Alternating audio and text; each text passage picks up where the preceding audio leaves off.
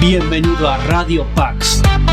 En este episodio número 128 de nuestra segunda temporada, contamos una vez más con Horacio Hustock, que traerá un informe bien completo y exhaustivo acerca de figuras como Klaus Schwab, el creador del Foro Económico Mundial. Promueven una visión del control global. Argumenta que la nueva era que se está configurando implica una pérdida progresiva de libertad individual mediante regulaciones, sistemas de monitoreo e influencias ideológicas que moldean la conducta social. Bienvenido una vez más a Radio Pax.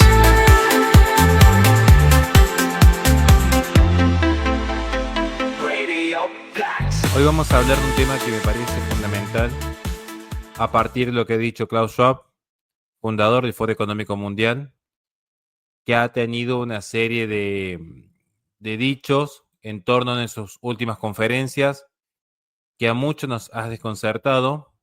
Esto yo lo hablaba recientemente con Tim Hinchliff, me hizo llegar esta información.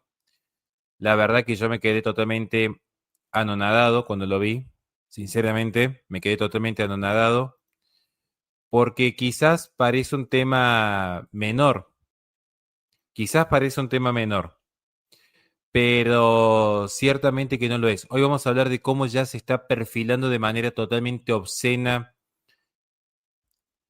lo que es el control global. Hoy vamos a estar estudiando esto.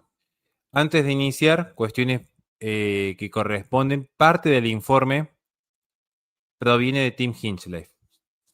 Si bien yo me voy a abordar una cuestión más filosófica, hoy voy a hablar más de lo que es el transhumanismo y los filósofos que han formado el transhumanismo. Hoy podemos decir que es más una clase de transhumanismo al día de hoy, pero parte de la noticia que vamos a utilizar para exponer es un informe que presenta Tim Hinchliff, así que recomiendo que lo sigan en la red social de X y que puedan seguir su página web sociable.com. Así que esto en primer lugar es lo que corresponde ante todo la honestidad intelectual siempre.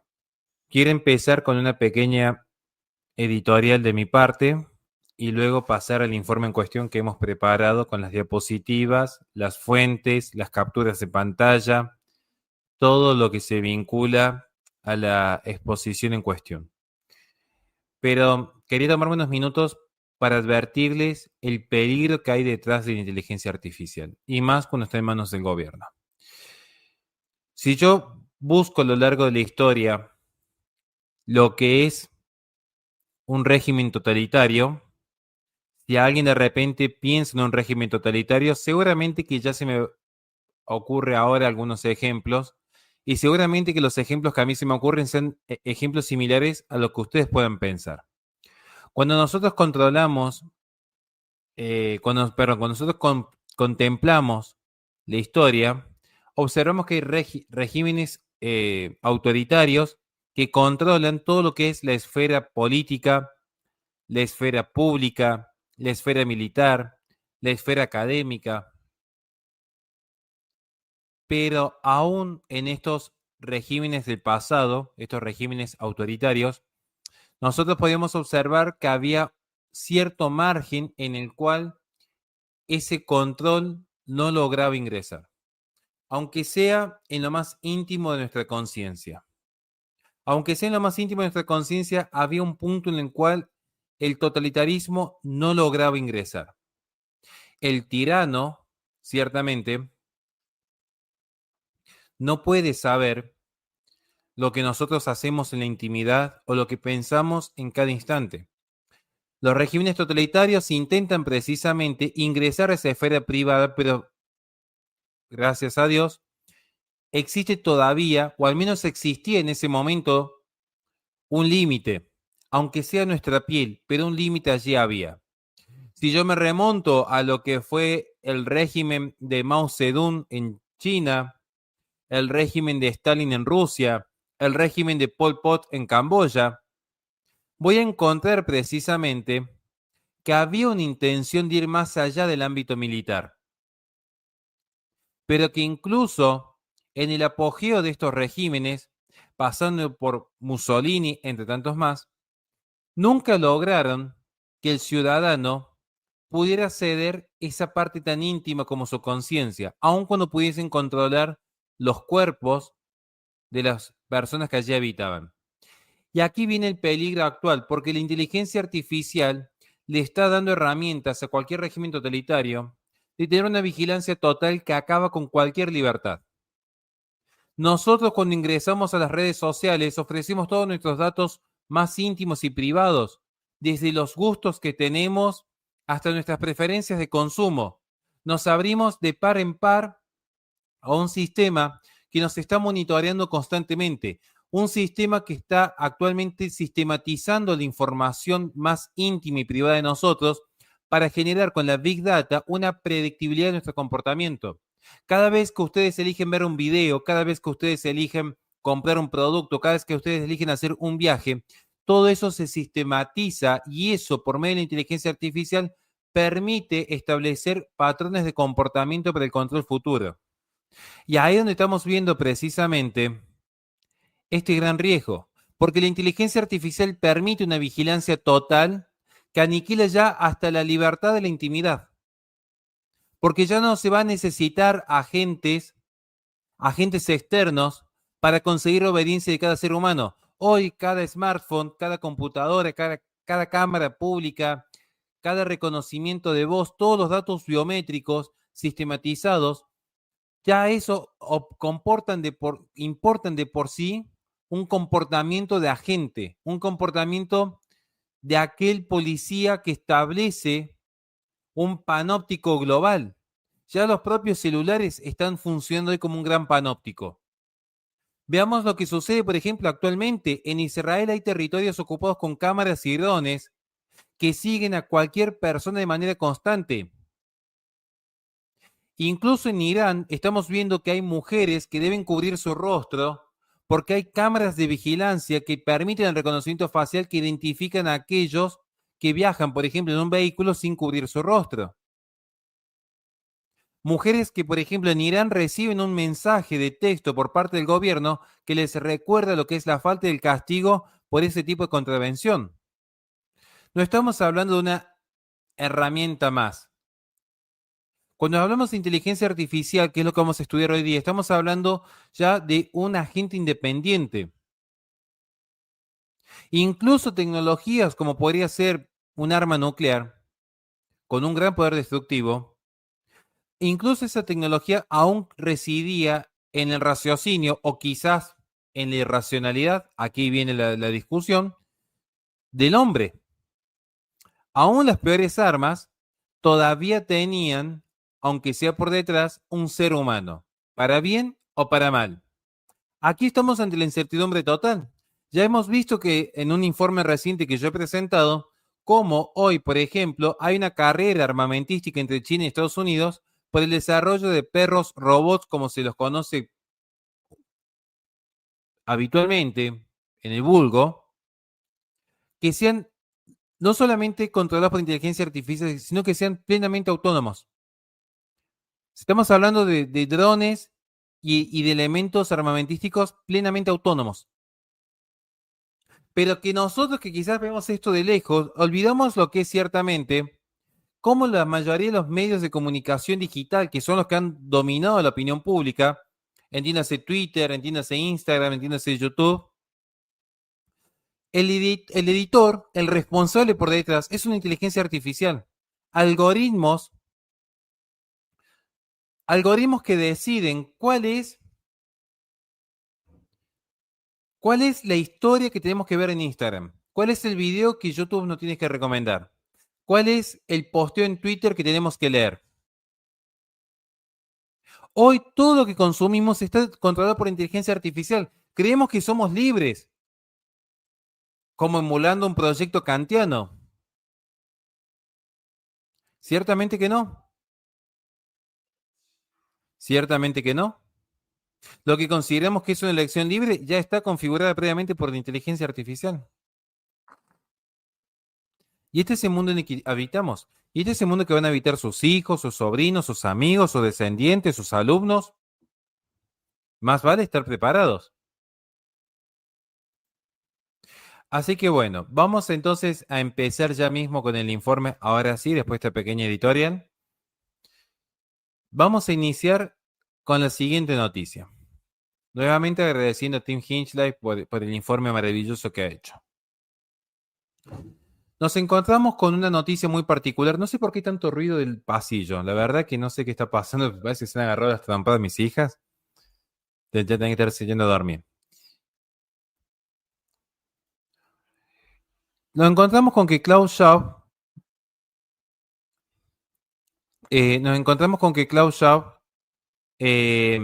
ha anunciado algo que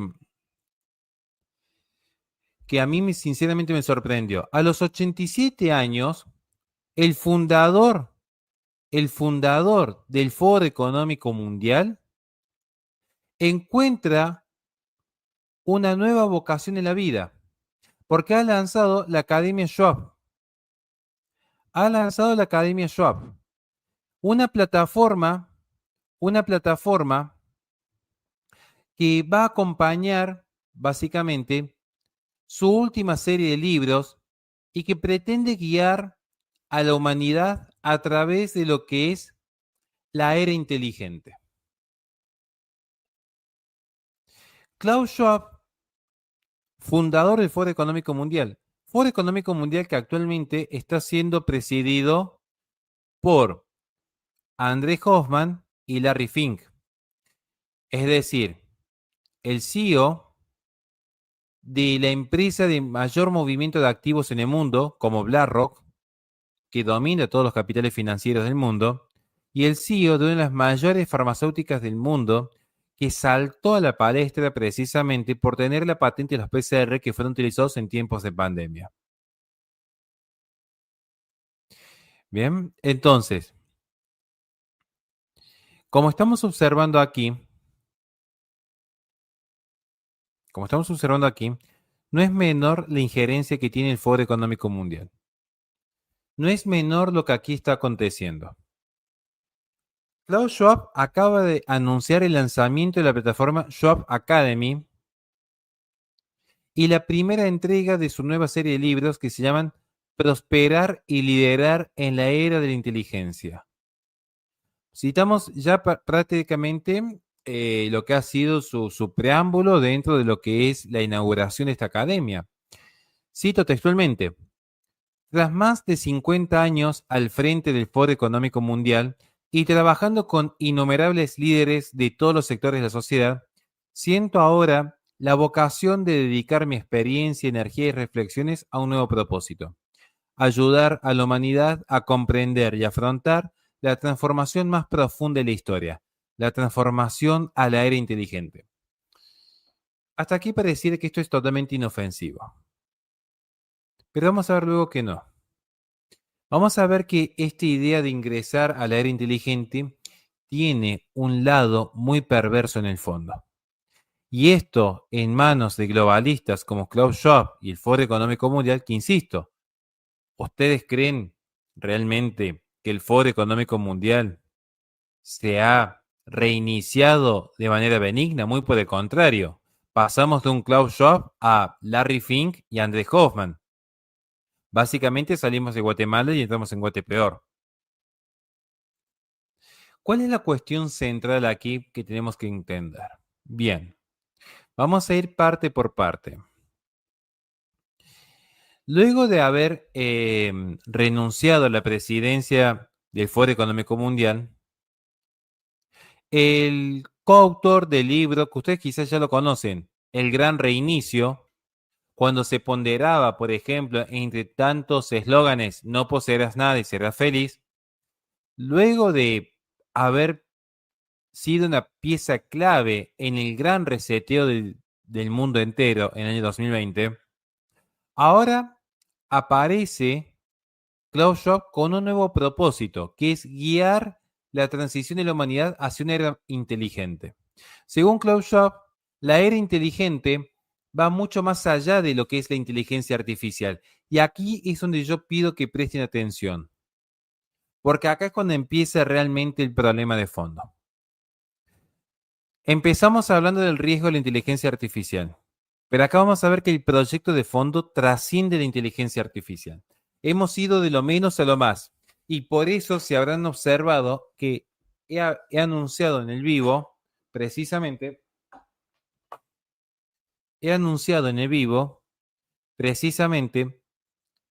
lo que es el transhumanismo. Pido que presten atención a esto un instante, por favor. Dice Schwab, la era inteligente va mucho más allá de la inteligencia artificial.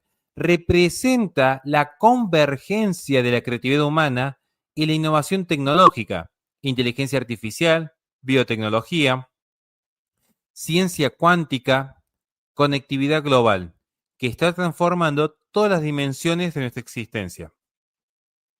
Está redefiniendo cómo vivimos, cómo trabajamos, cómo aprendemos e incluso lo que significa ser humano. Y acá donde ustedes deberían darse cuenta qué es lo que está diciendo detrás de este discurso. Esta transición a la era inteligente va más allá de la inteligencia artificial. Esta transición a la era inteligente lleva de suyo, ciertamente, un pase al transhumanismo. O sea, no es solamente redefinir la educación, la cultura o la política, es redefinir al humano mismo. ¿Qué entendemos por ser humano? Acá es donde viene precisamente el quid de la cuestión. Redefinir qué significa ser humano. Por eso,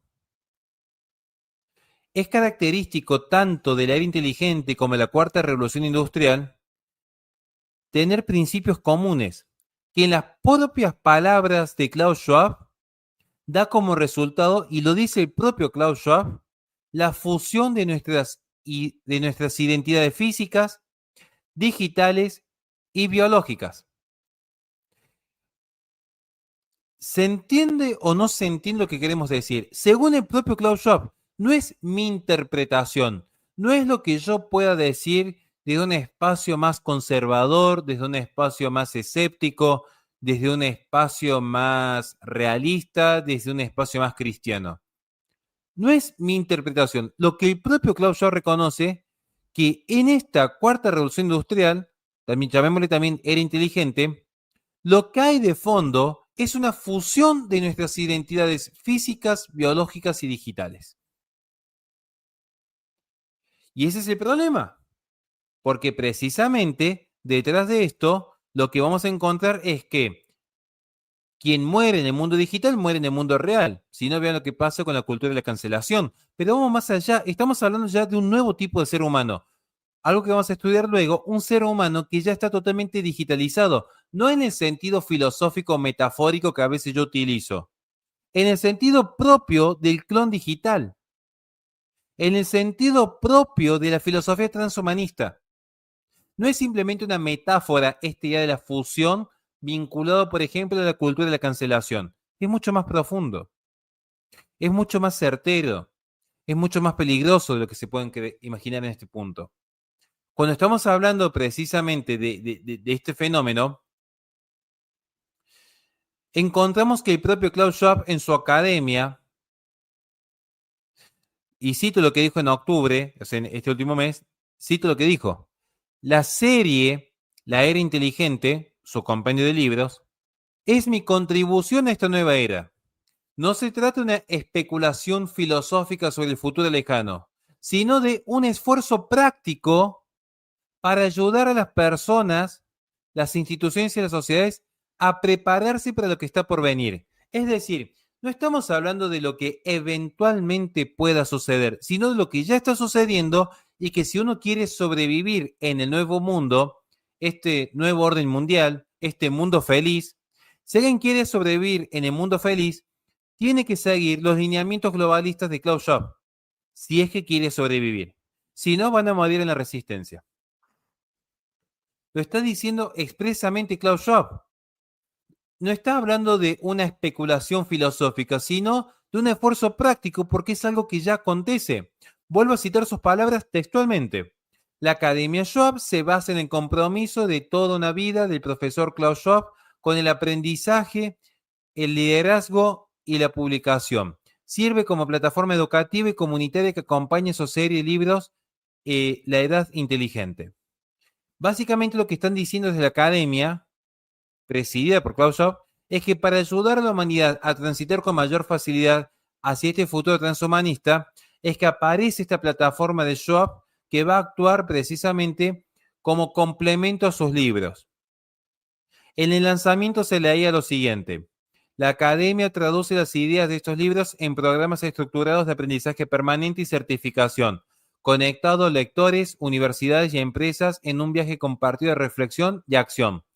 Al transformar ideas en experiencias de aprendizaje accesible y respaldadas por inteligencia artificial, la academia fomenta un liderazgo global, responsable y cultiva comunidades en torno a cada tema en la era inteligente, desde la economía y la tecnología hasta la cultura y la innovación social.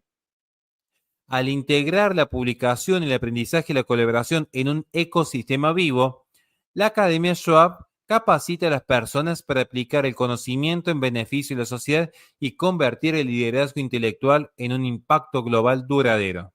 O sea, un nivel de retórica realmente envidiable, pero que en el fondo lo que nos están diciendo es que desde ahí van a emerger los líderes globalistas.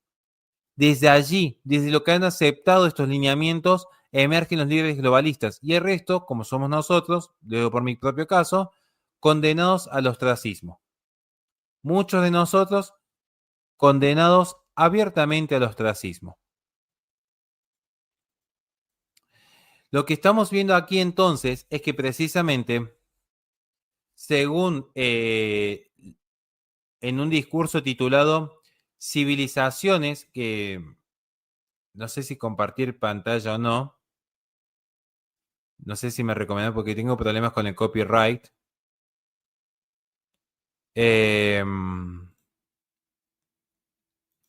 Pero simplemente se lo voy a compartir para que vean de dónde tomamos la fuente.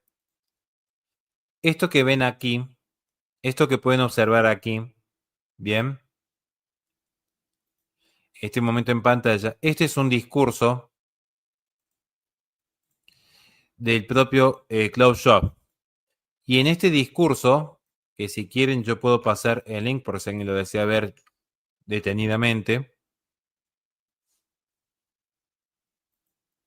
Por si a alguien le interesa ver la fuente en la que tomamos esto. Dice Klaus Schwab, dice lo siguiente: ahora bien, no hablamos solo de la cuarta revolución industrial, hablamos de la transición de la humanidad hacia una nueva era, que no se caracteriza únicamente por el cambio tecnológico. Una nueva era en que la humanidad disfrutará de muchas más oportunidades y posibilidades. Es una transición. La primera transición se produjo hace 100 años de la sociedad agrícola a la revolución industrial. Pero hoy hablamos de una transición a lo que yo llamaría la era de la inteligencia. La cuestión es que Schwab ya había escrito previamente un ensayo académico en el Foro Económico Mundial donde profundiza qué es lo que realmente significa esta idea de transicionar a la era inteligente. Entonces, este discurso va precisamente en concordancia con lo que previamente había llamado hemos cruzado el umbral hacia la era inteligente. Cuando nosotros vamos a ese ensayo, dice, la era de la inteligencia también está transformando nuestra vida. Las ciudades se están volviendo más inteligentes con sensores e inteligencia artificial que gestionan desde el flujo del tráfico hasta el consumo de energía. Estas ciudades inteligentes y los hogares inteligentes que las componen no solo son más eficientes, sino que están diseñadas para ser más sostenibles, reduciendo las emisiones de carbono y mejorando la calidad de vida.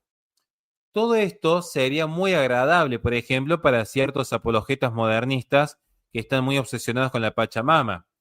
Pero, ¿qué pasa cuando este tipo de políticas llega, por ejemplo, a personas normales como nosotros, a personas de bien como ustedes y como yo? ¿Qué pasa cuando de repente tenemos este monitoreo de inteligencia artificial en familias que deciden tener más de 3 hijos, en familias que deciden de repente invertir en el mercado agropecuario, en familias que de repente quieren simplemente tener un vehículo convencional y llevar una vida austera, en familias que de repente no quieren plegarse al consumismo de Nike, de Mastercard, de Hasbro y tantas otras empresas corporativas que funcionan bajo la protección política. Automáticamente son detectados, como sucede ya en China con el sistema de puntaje social, como disidentes del sistema y en consecuencia excluidos, como fueran excluidos aquellos que hemos resistido valientemente al proceso de inoculación forzada por parte del globalismo en el año 2020. Estamos viendo que precisamente acá no hay un punto medio de negociación. Aquí no hay un punto medio de negociación. Cuando yo empiezo a entender cómo funciona realmente este sistema, estamos viendo que Klaus Schwab, y lo dice en su ensayo abiertamente, esa gestión de inteligencia artificial en lo que es ya la cuarta revolución industrial se aplica concretamente en el ámbito sanitario, la agricultura y el sector financiero. En el ámbito sanitario ya hemos visto anteriormente cómo se utiliza la identificación digital para seguir profundizando ese modelo que se inició en el año 2020, donde los ministerios de salud perseguían con los datos biométricos a cualquiera que resistía ese embate de la OMS. En la agricultura observamos cómo precisamente objetivo número 2, de la Agenda 2030 focaliza aquí. Lo que sucede luego es, vean lo que aconteció en Sri Lanka cuando se aplicaron los objetivos de la Agenda 2030. Y todavía tengo que escuchar a algunos católicos que dicen que el problema de la Agenda 2030 es solamente el objetivo 5 y que la Iglesia ya tomó reserva del objetivo 5. O sea, un desconocimiento total en materia de política, pero allí lo escuchamos todos los días opinar como si supieran. En agricultura, precisamente se utiliza la inteligencia artificial para ver qué empresas que han precisamente pagado el diezmo están habilitadas para operar. Por eso no les tiene que sorprender que fundaciones como Rockefeller o Getty son las que más invierten financiando a espacios ecologistas. Y por eso no tiene que sorprender que en esta era los pequeños y medianos productores agropecuarios, como ha sucedido en Bélgica, en Francia, en Holanda y en España, estén quebrando año tras año. Porque precisamente ahora la inteligencia artificial es la que decide qué tipo de productos se pueden utilizar y cuáles no. De repente, si nosotros tenemos que la ONU, hace 5 años atrás, sacó un informe donde decía que las vacas en su conjunto son las principales responsables del cambio climático, porque el metano tiene mayor impacto en el calentamiento global que la huella de carbono. Y al mismo tiempo la ONU está diciendo que las vacas en su conjunto equivalen al tercer país más contaminante del planeta. ¿Qué está diciéndole el sistema a toda la población? Hay que dejar de consumir carne vacuna y hay que empezar a consumir carne sintética que fue financiada por Bill Gates en 3 laboratorios de España y uno de Israel. Pero ¿qué pasa también cuando pasamos al sector financiero? Como ya hemos visto, por ejemplo, que desde el propio Foro Económico Mundial, con Andrés Hoffman a la cabeza, se quiere utilizar ahora los recursos naturales soberanos, nuestra soberanía nacional, como un elemento, como un activo financiero en el canje de deuda soberana. Entonces, el sector financiero también va a estar controlado por la inteligencia artificial, siempre en esta clave de protección ambiental. Bien. Aprovecho aquí, antes de proseguir, muchísimas gracias, Nena Valencia, muchas gracias a todos por el apoyo, porque, insisto, si no fuese con la ayuda de ustedes, es imposible que vamos a seguir informando y comunicando a diario como lo estamos haciendo. Así que muchísimas gracias, Nena Valencia, oramos mucho por usted todos los días aquí. Seguimos. Entonces, lo que estamos viendo aquí es que la era inteligente implica estar gobernados por la inteligencia artificial. Pero si alguien cree que esto es un mito, yo los invito a que simplemente lean lo que es el Pacto 2045, una visión para el futuro, donde expresamente se habla en uno de los apartados, en uno de los títulos que fueron firmados por todos los países del mundo, salvo 6, Argentina fue uno de esos 6, todos los países del mundo, salvo 6, firmaron el Pacto 2045. Un Pacto 2045 que nos habla no solamente de profundizar la Agenda 2030, habla de una reestructuración financiera internacional y que nos habla de una nueva gobernanza global. Y esa nueva gobernanza global lleva de suyo la asistencia y la inteligencia artificial. Es decir, ya la ONU reconoce que la nueva gobernanza global va a ir de la mano con la inteligencia artificial. Y todavía yo me tengo que estar aquí aguantando que ignorantes que ni siquiera terminaron el bachillerato, que ni siquiera terminaron un secundario, vengan a decir que somos conspiranoicos.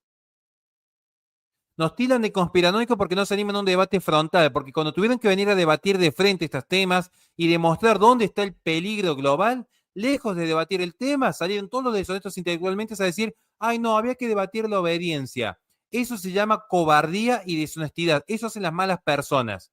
Las malas personas son las que si te dicen, vamos a debatir la expectativa de vida de un homosexual, vos salgas a debatir si las jirafas tienen cuernitos o si son simplemente una protuberancia aleatoria. O que tengan problemas cognitivos. Pero si tienen problemas cognitivos, mi consejo es cierren los canales porque están haciendo un gran daño, dejando a una persona con cierta discapacidad mental haciendo ridículo en público. Después tengo que tolerar que vengan a decir que somos conspiranoicos en este canal. Resulta que es un documento público firmado por todos los países del mundo en el que se habilita la inteligencia artificial en la nueva gobernanza global. Ah, pero somos los conspiranoicos nosotros. Desmientan. Pero vamos a un debate público, porque yo los documentos que utilizo son los documentos propios de la ONU. Yo no utilizo el libro de tal intelectual que dice tal cosa. Mis citas, como ven en pantalla, no son la interpretación de Horacio Giusto, la interpretación de Pablo Muñoz Iturrieta, que es un grande, la interpretación de mi amigo Cristian Rodríguez Turralde. Mis citas son lo que la propia ONU establece, lo que el propio Foro Económico Mundial establece. Resulta que el propio Foro Económico Mundial, bueno, en este caso el expresidente, en septiembre de 2024, cuando todavía era presidente del Foro Económico Mundial, en ese momento, dice, las plataformas impulsadas por inteligencia artificial ya están empezando a mediar en gran parte nuestra comunicación. Es decir, ya están controlando cómo nos comunicamos, ya sea a través de algoritmos de redes sociales que deciden qué contenido vemos o mediante asistentes virtuales que gestionan nuestros horarios e interacciones. El propio Foro Económico Mundial reconoce que toda nuestra comunicación ya está gestionada por inteligencia artificial. Lo reconocen ellos mismos. Le están diciendo esto en la cara. Y todavía tengo que tolerar que estúpidos que no saben ni siquiera hablar de corrido, porque no quiero ser más violento, nos vengan a decir conspiranoicos aquí. Veamos qué dice el propio Klaus Schwab. Sus palabras, no mi interpretación. Ustedes interpreten como quieren. Estas son sus palabras.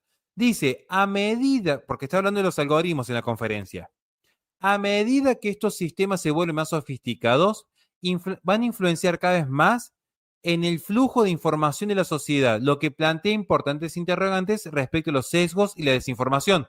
Por eso salió después de esta conferencia la propia Melissa Fleming a decir que había que utilizar la inteligencia artificial para perseguir los discursos de odio y las fake news que peligran, o mejor dicho, que hacen peligrar la gobernabilidad de la ONU. A ver si me están entendiendo. Porque quizás yo me enriedo mucho y eso es mi error. La vocera oficial de la ONU, ¿me siguen hasta aquí?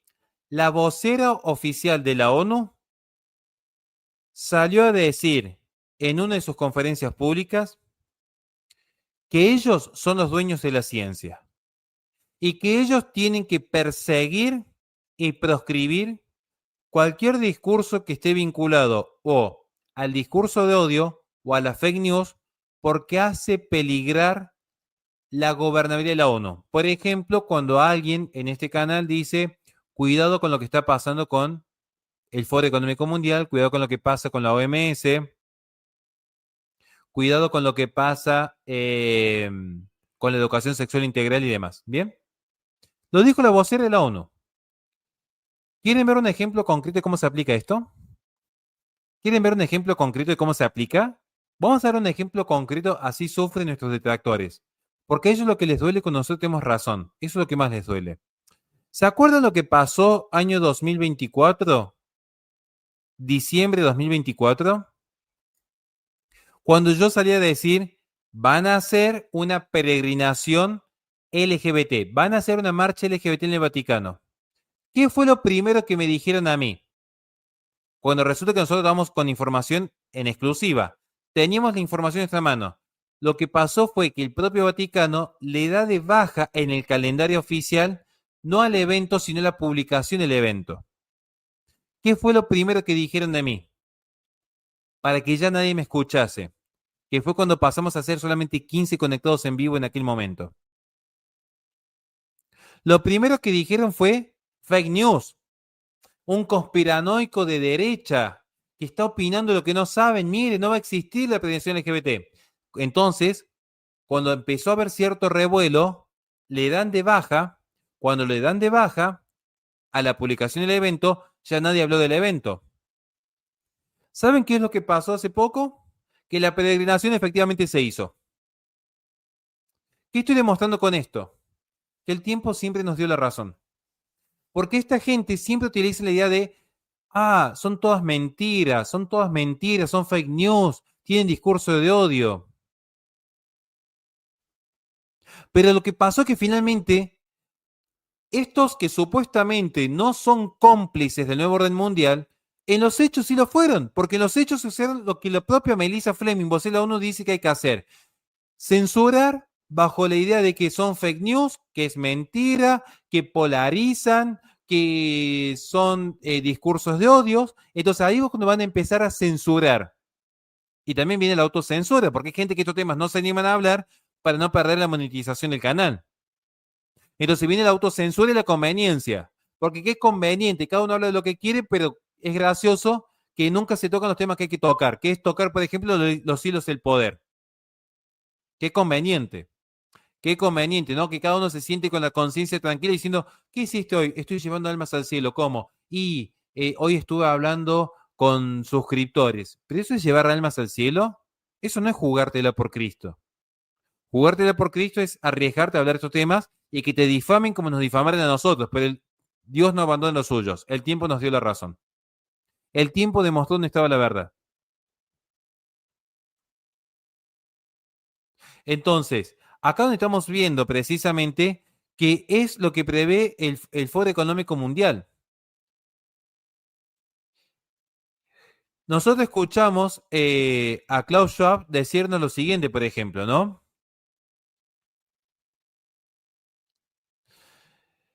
Se debe desarrollar la inteligencia estratégica para anticiparse al cambio antes que perturbe su organización. ¿Saben quién toma esto del libro de Klaus Schwab? Por ejemplo, el DARPA-Verse, que hablamos hace poco de este fenómeno. ¿Cómo hoy con la inteligencia artificial se quiere recrear ese mundo de Minority Report?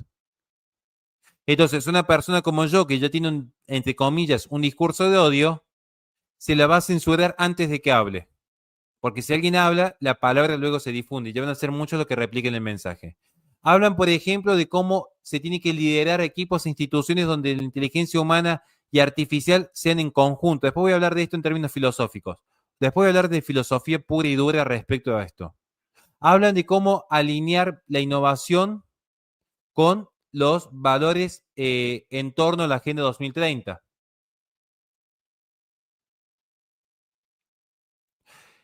Este es el problema. Este es el problema. Están queriendo generar una gran singularidad. Quieren generar una gran singularidad con el ser humano y la inteligencia artificial. Pero acá va a venir la cuestión.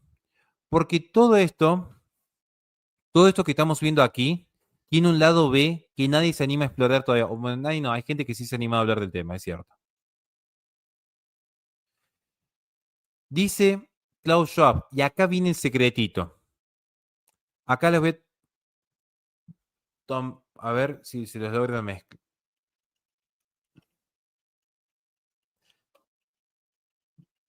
Miren, acá viene. Hoy estamos básicamente ingresando a lo que es el sincretismo digital, como ven en pantalla. Esta es una teoría propia. Ahora les voy a explicar por qué. Klaus Schwab nos dice, más puentes, menos muros. No sé a quién le suena esto, ¿no? De menos muros y más puentes. Bueno, cosa muy postmoderno, ¿no? Esto de todas las culturas son lo mismo, todas las religiones son máscaras del mismo Dios, todos somos uno con la naturaleza. No sé, a mí me recuerdan, por ejemplo, un poco al filósofo judío Baruch Spinoza, me recuerdan un poco el pensamiento del idealismo alemán de Hegel, me recuerda un poco esta idea de que no hay verdades absolutas, sino hay interpretaciones. Eh, Recuerden un poco estas cosas, ¿no?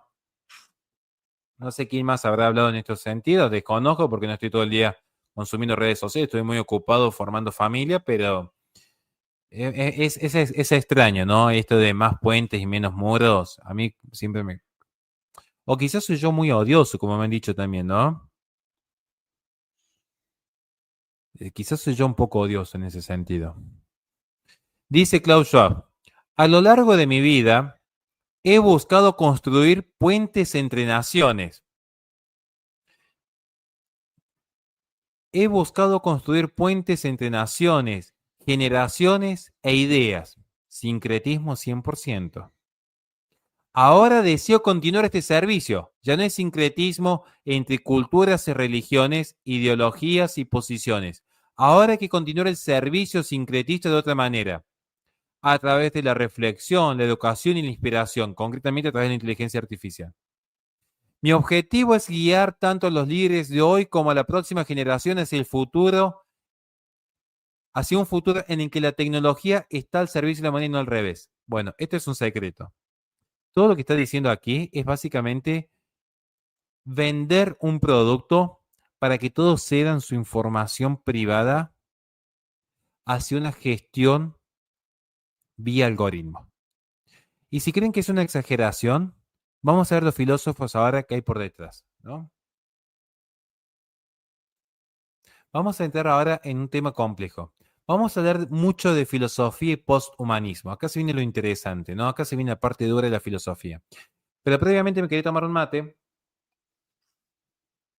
Y antes de seguir, leer los superchats que nos están dejando. A ver, llegaremos al objetivo. Dice, ánimo que se logre el objetivo. Bien, si se llega al objetivo, se llega. Si no, no pasa nada. Queda el contenido para miembros. Las membresías son creo que 5 centavos de dólar, una cosa así. Y se sube a Patreon. Pero igualmente, disfruten el vivo, aprovechen, que la idea es que podamos educar. Para mí sería mucho más cómodo, sinceramente sería mucho más cómodo, hacer un curso de esto y venderlo. Y créanme que cuando hicimos cursos pagos, los hemos vendido muy bien, pero sé que hay gente que no lo puede pagar. Entonces, gracias a la gente que nos apoya para que podamos seguir informando, porque también tiene un costo, o sea, preparar los informes, comprar los libros, los años de investigación también tienen un costo. Así que gracias por el apoyo, Oscar Moreno. Dice Ezequiel Ortiz, como diría la China Zorrilla en Esperando la Carroza, minusválido mental, ¿quién te enseñó a debatir a la gente en 2030? Dice la apología de todo, nadie, aprendí yo solo. Bueno, sí, me voy a guardar los comentarios, me voy a guardar los comentarios. Pero bueno, este es el punto. Ahora vamos a ver la filosofía que hay por detrás. Bien, vamos a ver la filosofía que hay por detrás. Vamos a términos que son un poco complejos. Así que si algo no se entiende, por favor me lo ponen en signo de preguntas y lo respondemos. Si algo no se entiende, me lo ponen en signo de preguntas y con gusto lo vamos respondiendo. Bien, porque vamos a tener una parte un poquito compleja ahora de la filosofía. No es difícil, es un poquito complejo. Es un poquito complejo. Pero no es tan difícil. No es tan difícil. Bien. Eh, le tenía que dar un mensaje, se lo voy a dar al final. Le tenía que dar un mensaje, se lo voy a dar al final. Bien. Así que quédense atentos, tenía un mensaje para darles. ¿Cómo empezamos a explicar esto? ¿Cómo empezamos para explicar esto? No sé ni por dónde arrancar. A ver, ¿de qué hablamos cuando hablamos de transhumanismo? Empecemos por aquí. ¿Qué es lo primero que se le viene a la mente cuando hablamos de transhumanismo? Porque la visión de Klaus Schwab es una visión transhumanista. Aunque él diga que no, en el fondo sí es una visión transhumanista.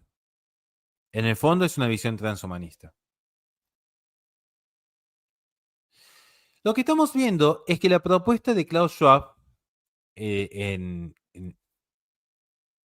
su postulado, digamos, es decir, si yo me voy concretamente a este postulado que vemos aquí, encontramos precisamente que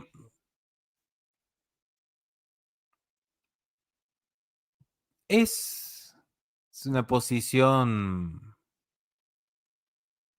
complicada. ¿Por qué?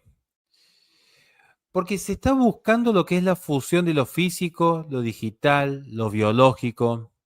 Se está hablando de una edad inteligente que es propia de una utopía en una humanidad híbrida, ya gobernada por los algoritmos. Se nos está hablando de un Homo Deus, como un hombre que asume poderes divinos gracias a la gestión de datos, a la superación de los límites biológicos, a la asistencia de la inteligencia artificial. Esto estamos viendo en el fondo.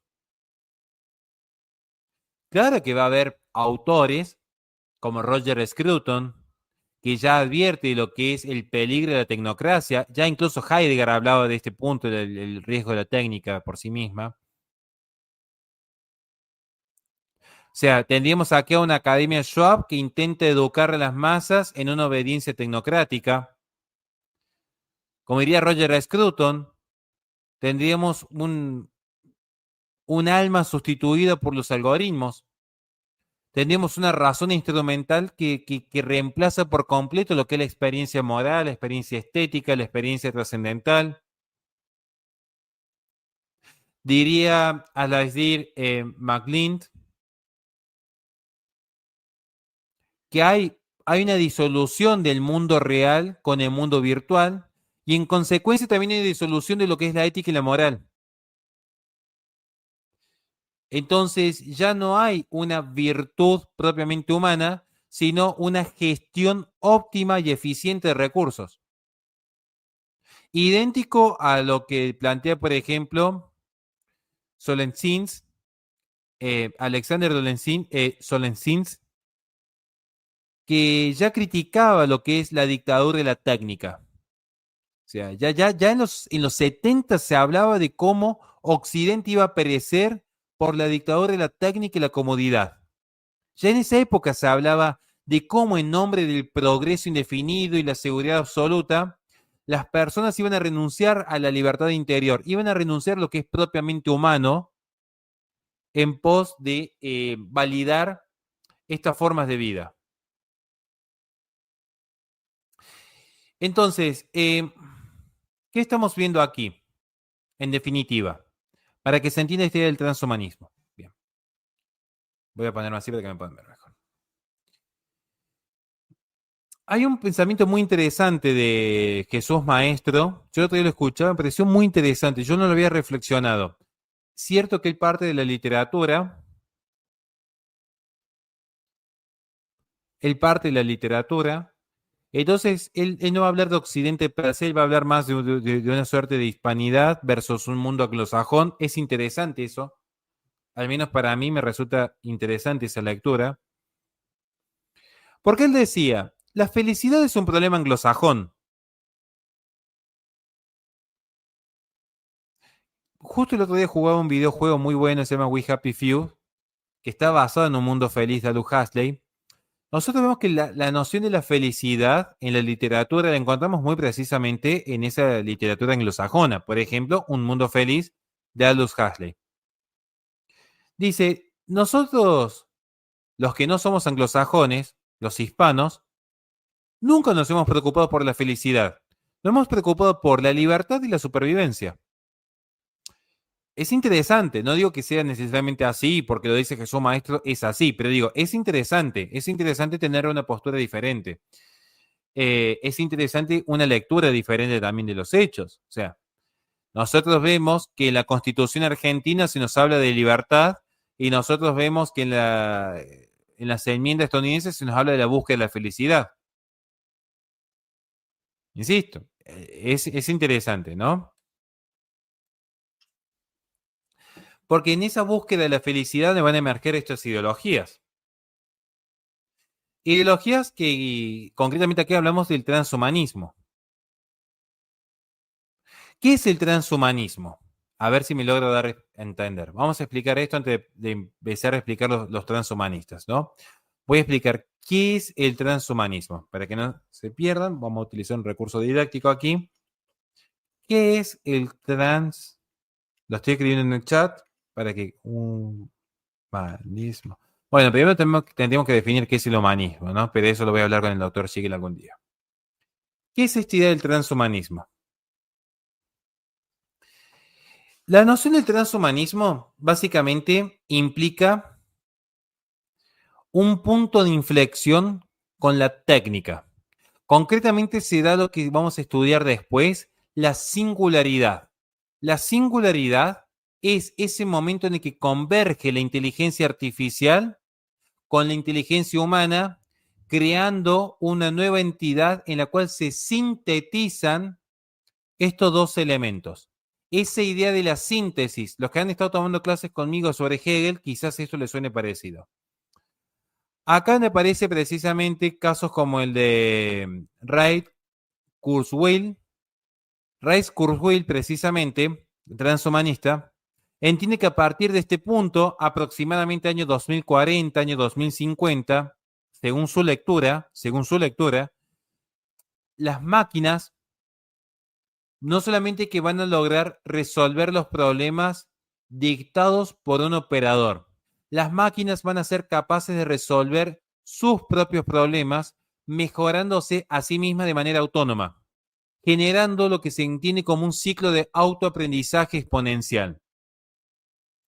Básicamente, para que lo entiendan, a nivel técnico, estamos hablando de que la inteligencia artificial se va a volver tan inteligente que va a ser capaz de crear inteligencias más avanzadas en su propio lenguaje, lo cual llevaría indefectiblemente en la lectura de Ray Kurzweil, si es que lo pronunció bien, llevaría de suyo una corriente evolutiva artificial que ya escapa por completo del control humano. Este proceso es considerado la singularidad en este sentido, porque como en la física, el sistema entra dentro de lo que es una zona totalmente impredecible. Las leyes ya no van a aplicar, las leyes conocidas hasta ese momento, leyes sociales, económicas, éticas, no existen. Como pasa, por ejemplo, con la física cuántica, que se empiezan a romper ciertas líneas de la física convencional, ¿no? Bien. Entonces, ya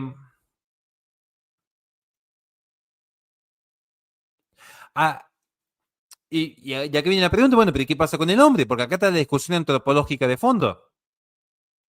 Acá viene la discusión antropológica de fondo. A nivel antropológico, precisamente, vamos a tener que muere el viejo hombre y nace el nuevo hombre. No sé a qué le suena esto de, a ver si me comentan en el chat, lo que estén prestando atención un poquito a este tema, que puede ser un poquito aburrido, pero es importante, sobre todo para los que tenemos hijos y que es el mundo en el que van a vivir.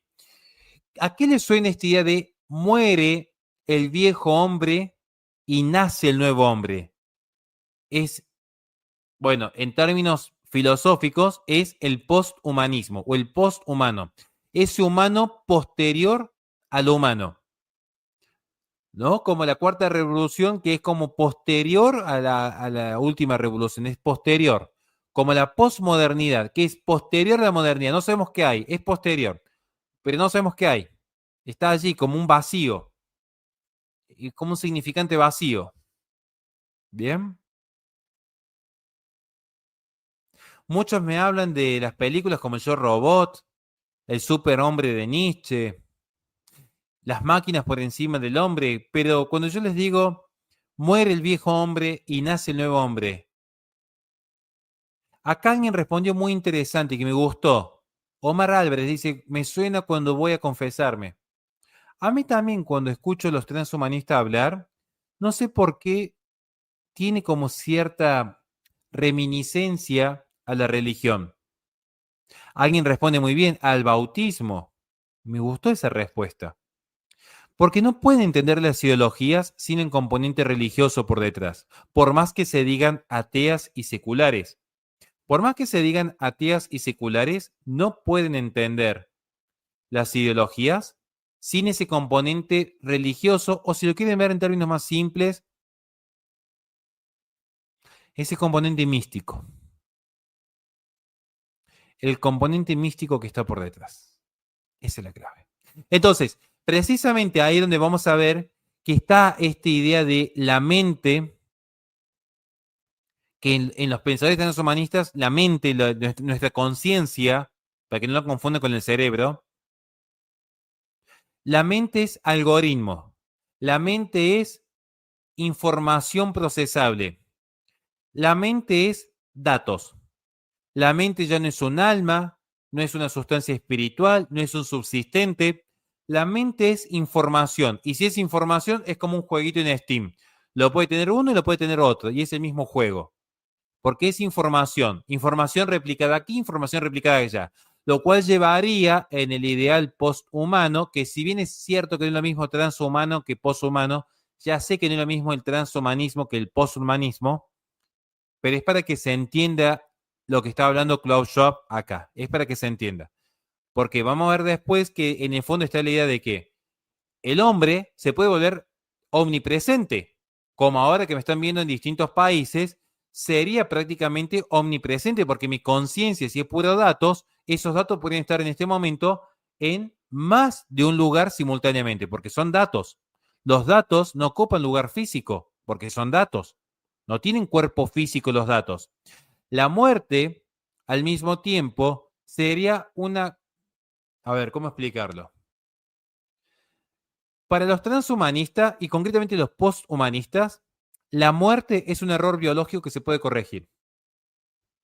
¿Qué es la muerte para ustedes? Piensen por un instante. Incluso piensen como cristianos. Para un cristiano bien formado, el mal no es histórico. El mal, para un cristiano bien formado, el mal no es ontológico, es histórico. Porque el mal es histórico, sostenemos que el mal no tiene carga ontológica. Por lo tanto, no es el mal creado por un ser subsistente, sino que el mal es histórico. Porque el mal es histórico, es decir, no fue creado, sino que tiene causa deficiente. Porque el mal tiene causa deficiente, entonces el mal puede ser combatido. Principio fundamental para el orden moral.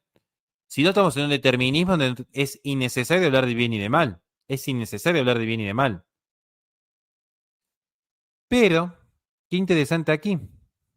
Para un cristiano, que es básicamente el fundamento de Occidente. ¿Bien? Para un cristiano,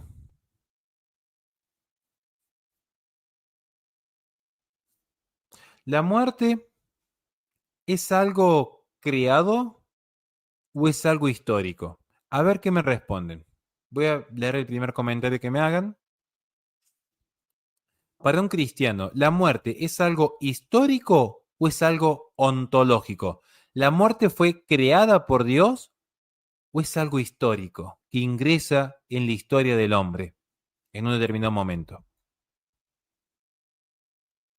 Nos dice muy bien Ezequiel Ortiz y Enrique Católico. Es histórico. La muerte es algo histórico. Si es algo histórico, entonces es algo corregible. Si es algo histórico, es algo corregible. Y este es el principio transhumanista. Ellos entienden la muerte como un error biológico que se puede corregir. Entonces, el transhumanista ve la muerte como un error, pero al mismo tiempo ve el cuerpo humano como un simple hardware sustituible, como yo aquí, que si alguien me quiere donar, quiero comprarme una nueva placa de videos. Necesito comprarme una nueva memoria, de hecho. Tengo los discos, el disco G y el disco D ya lleno prácticamente, así que sí, momento de pasar la gorrita. Si me quieren ayudar a comprar un nuevo disco duro para poder seguir editando videos, estoy trabajando en un nuevo video para el canal del licenciado, así que justamente hago este momento de pasar la gorrita. ¿Por qué? Porque para el transhumanistas, el cuerpo humano es como mi computadora, es un hardware que se puede ir actualizando, que se puede ir cambiando, que puede ir mutando. No hay nada dado. Acá volvemos un poco a esta idea de la res extensa y la res cogitans. ¿Bien? Está siempre esta noción de la res extensa y la res cogitans. Está siempre latente esta distinción aquí, ¿no? Ahora debo explicar esto con algunos pensadores. Pero la singularidad, entonces, en el transhumanismo, es básicamente, porque acá yo he discutido esto con algunos pensadores, la posmodernidad es la profundización del modernismo. Muchos dicen que es lo contrario. No es lo contrario, es la profundización. Es la profundización. Ejemplo concreto. Miren, ¿cuál era el ideal de la modernidad? El ideal de la modernidad era el progreso indefinido. Un progreso indefinido en el control sobre lo natural. En el transhumanismo, que es una ideología que emerge en la posmodernidad, en el transhumanismo ya no se trata de dominar la naturaleza, sino dominar la propia condición humana. Por eso aparece en este posmodernismo, en estos tiempos, aparece un misticismo en la idea del progreso ilimitado, el progreso indefinido. El progresismo, ustedes piensan cuando dicen progres, acá quiero que nos pongamos de acuerdo, cuando ustedes piensan en progres, muchas veces se están pensando en la zurdita feminista que va a la uva con su iPhone, con su caniche toy, que tiene el pañuelito verde a favor del aborto y que te habla con lenguaje inclusivo. El progresismo en un sentido técnico, en un sentido preciso, de alguien que sabe de filosofía, el progresismo implica progreso indefinido, que era el ideal de los grandes revolucionarios. Que era el ideal de los grandes revolucionarios como Voltaire, Diderot, Condorcet, todos enemigos de la iglesia, por cierto. Entonces, acá que estamos viendo en ese sentido, perdón que me pongo loco para explicar, pero que soy muy apasionado. De hecho, mis alumnos que me han visto en la clase de mañana saben cómo soy. Pero, ¿qué es lo que estamos viendo en el fondo? Que ese el progreso indefinido ahora se va a profundizar porque ya no hay límite alguno, ni siquiera en la condición humana. Ya no es que no tengo límites en la familia, por el patriarcado, en el Estado, en las leyes, en la tradición, en la iglesia. Ya ni siquiera hay límites con el propio cuerpo, ni siquiera hay límites en la muerte. Ya no hay límite alguno. Entonces aparece este misticismo tecnológico, pero misticismo, donde ya no es Dios creador y el hombre hecho a imagen y semejanza. Ahora se nos va a decir que Dios no creó al hombre, sino que el hombre se convierte en Dios. No sé si les suena algún pasaje del Antiguo Testamento. Porque todo esto va declinando el proyecto de Schwab, y acá volvemos a Klaus Schwab nuevamente. ¿Todo esto en qué declina? En negar la naturaleza humana, negar el alma racional, negar la dignidad intrínseca, negar la sustancialidad individual, negar la trascendencia, negar la libertad del hombre. ¿Cuál es el fundamento filosófico del transhumanismo? Volvemos a la materia en cuestión. Bueno, materia, me sale esta cosa de clase. ¿Cuál es el fundamento del transhumanismo? Y pónganme en el chat si les gusta el vivo o no, si la están pasando bien, si están muy aburridos. Gracias, Sonia Catuch, que nos comparte acá precisamente la masonería en la política. Vean, por favor, esa entrevista con el profesor. Es muy detallado lo que hablamos en ese, es muy detallado, ¿no? Pónganme si le están disfrutando el contenido. Gracias, Enrique Católico. Vamos bien, listo. Seguimos entonces. Miren, vamos a hablar un poquito de filosofía. Bien, vamos a hablar un poquito de filosofía ahora. Nick Bostrom. Acá me sale un poco el lado culpable a mí, ¿no? Me sale un poco esta culpa de adentro, ¿no? Nick Bostrom es el filósofo preferido, ¿saben de quién? Para que no lo conocen, porque encima a mí me gusta, eso es lo más triste. O sea, este autor a mí me encanta. O sea, este es lo más triste de todo. O sea, lo más triste de todo es que yo que me dedico a combatir muchas veces estas ideas, me encanta cómo escribe y cómo piensa esta gente. Pasa que simplemente piensan distinto a mí, entonces tenemos un duelo de caballeros, pero a mí realmente me fascina cómo piensan. ¿Saben quién lee mucho a Nick Bostrom? ¿Quiénes han leído muchísimo a Nick Bostrom y lo siguen de cerca? ¿Y lo siguen de cerca? Ahí está la respuesta. Nick Bostrom es de los intelectuales predilectos de Bill Gates y Elon Musk. Empiezan a entender un poco por dónde van los hilos, de a poquito. No digo que vamos a salir sabiendo todo hoy, pero van empezando a atar cabos, a unir los hilos en la política mundial. Van empezando a comprender cómo las ideas filosóficas, porque eso siempre digo, la filosofía tiene muchas aplicaciones en la realidad. O sea, las ideas tienen consecuencias. ¿Bien? Las ideas tienen consecuencias. Las ideas de Nick Bostrom no es algo que escribe alguien en una universidad, en una cátedra que no lee nadie. De hecho, son los que influencian a gente como Bill Gates o Elon Musk. Y nosotros acá como filósofos mendigando para comprarnos un disco duro. Es una cosa insólita. Yo realmente digo, qué mal que elegí siendo filósofo, no sé, ya de una derecha cristiana, no sé dónde me pueden encasillar, digamos. Qué mal que elegí los bandos. Pero bueno, ¿en qué piensa Nick Bostrom? Es muy largo de explicar, yo voy a hacer un vivo especial de él algún día. Eh,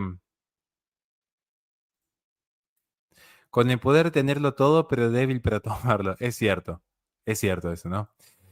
Eh, ¿En qué piensa Nick Bostrom? Básicamente sostiene que el ser humano, ustedes y yo, el ser humano, su condición humana es una etapa provisional. A ver si me logro dar a entender.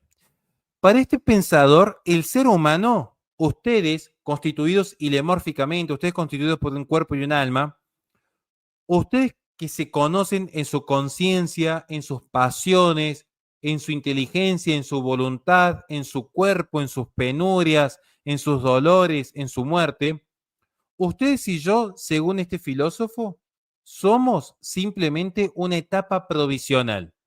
El ser humano no ha alcanzado todavía el fin último de la evolución, algo que sostiene, por ejemplo, Ernst Haeckel,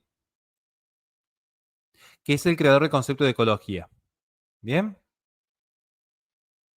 Este pensador que precisamente sí es amigo de los metas capitalistas, de hecho, o sea, eligió bien, en el sentido que no quiere pasar hambre como uno, este pensador entiende que el humano está en una transición, en una fase transitoria hacia una forma superior de existencia. Y esa forma superior de existencia se llama posthumano.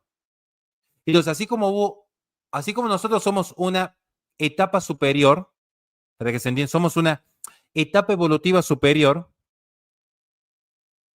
que si nos vemos hacia el pasado no nos reconocemos, según este autor. Asimismo, nosotros estamos en una transición hacia una etapa superior también, donde en esa singularidad, que es cuando ya nos logramos fusionar con la tecnología y la inteligencia artificial, no nos reconoceríamos. Así como nosotros no nos reconocemos, según el autor, en un mono, porque vemos que hay diferencias infinitas entre un mono y un humano, así también veríamos al humano del pasado en esa nueva etapa. ¿Bien? Entonces, los límites biológicos, deterioro cognitivo, enfermedad, muerte, son defectos de diseño, son defectos naturales, son defectos contingentes que se pueden corregir, se pueden superar por la tecnología. O sea, hablando de un tema serio, me acordé justo ahora que vi esto, pero ¿Cuántas veces hemos pedido oraciones por tanta gente aquí? Yo les quiero pedir, por favor, muchísimas oraciones, ya que hay 100 conectados hoy. No sé cómo pasamos de ser 20 a 100 en un rato, ¿verdad? Yo les quiero pedir muchas oraciones, ya que estamos hablando de este tema, por mi mamá. Si no les molesta, si pueden y quieren, y alguna vez me quieren ayudar en algo, si me pudieran dar una mano con simplemente orar por la salud de mi mamá, eternamente agradecido. Y aprovecho ya que he hecho esta interrupción, hay un comentario muy bueno. Dice, ese es el final del cuento de Ray Bradbury. La última pregunta. ¿La inteligencia artificial omnisciente integra a la última en las almas humanas? Totalmente. Totalmente. Bien, entonces, volviendo a Nick Broston, el posthumano, el posthumano, el ser posthumano, yo no es el ser humano, post-human being, es un ente que ha sido capaz de superar los limitantes biológicos e incluso los limitantes intelectuales. Es el ente que ha logrado aumentar radicalmente sus capacidades físicas, sus capacidades emocionales, sus capacidades intelectuales, que ha trascendido a la humanidad, que la ha trascendido.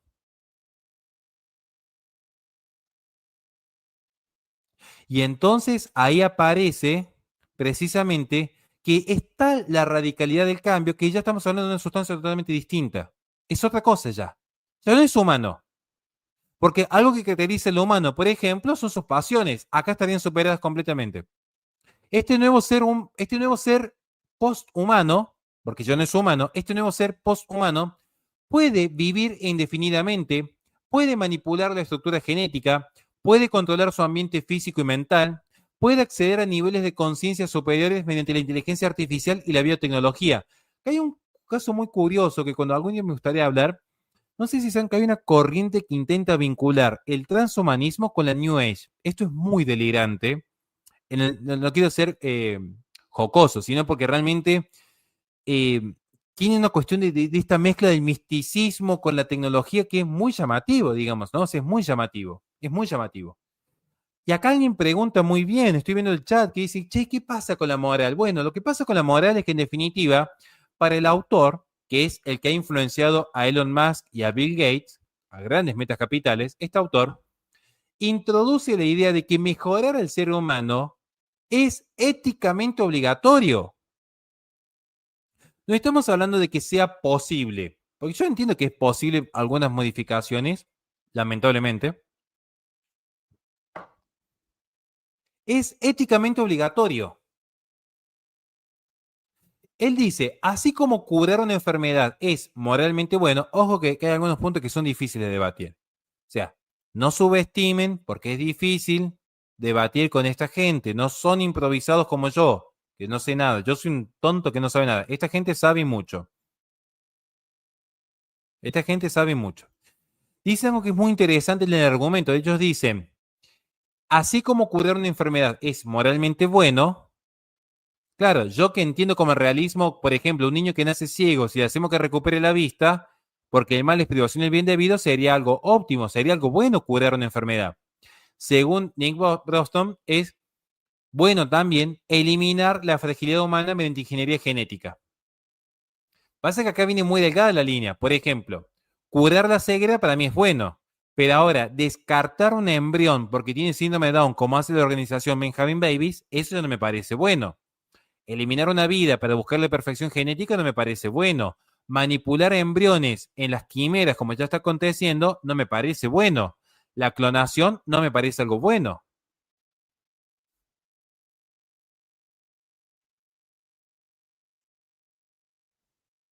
Es muy complejo el tema aquí. ¿Cuáles son los límites y los alcances de la ética y la bioética? Es muy complejo este tema.